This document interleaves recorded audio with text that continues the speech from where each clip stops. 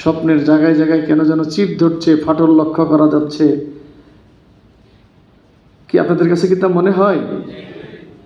সম্মানিত ভাইরা, তো এই ফাটল যাতে না ধরে, চিট যাতে না ধরে, যে স্বপ্ন আমরা দেখতেছিলাম সেটাই যাতে বাস্তবায়ন করতে পারি, সে বাস্তবায়নের অন্যতম পূর্ব শর্ত হচ্ছে যে আমাদের মধ্যে পারস্পরিক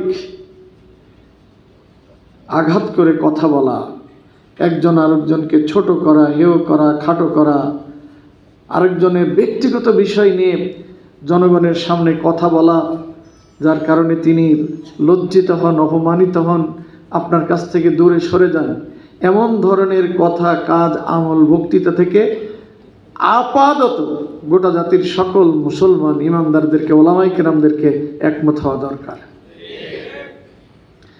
আলহামদুলিল্লাহ, ভালোর দিক হলো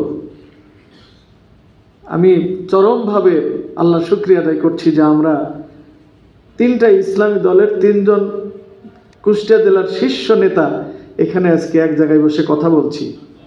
আপনারা গত বছর এটা দেখেছেন আমাদের, তার আগে দেখেছেন? এগুলা কি প্রমাণ করে? কিছু একটা প্রমাণ। আলহামদুলিল্লাহ, এগুলো ভালো দিক। আমরা আশা করছি মহান রব্বুল আলামিনের অনুগ্রহে এদেশের সকল ইসলামী দল, সমমনা মানুষগুলো ঐক্যবদ্ধভাবে আমাদের এই স্বপ্ন, আমাদের ছেলেদের স্বপ্ন, তাদের মিশন ভিশন, তাদের প্রত্যাশা পূরণে সবার আগের কাতারে থাকতে হবে।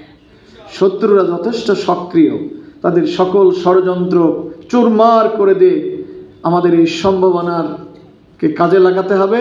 আর সেই সম্ভাবনা হলো আগামীর বাংলাদেশ হবে কোরআনের বাংলাদেশ, আগামীর বাংলাদেশ হবে ইসলাম ওয়ালাদের বাংলাদেশ, আগামীর বাংলাদেশ হবে মুহাম্মদ ওলামায়ে কেরামের বাংলাদেশ।